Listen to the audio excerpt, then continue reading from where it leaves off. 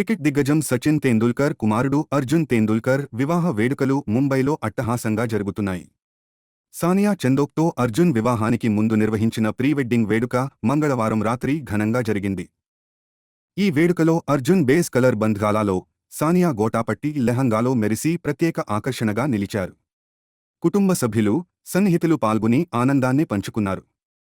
Pre wedding వేడుకకు మాజీ cricketer Harbhajan Singh, jeer ఖాన్తో పాటు రాజకీయ నాయకుడు రాజ్ ఠాక్రే హాజరై సందడి చేశారు.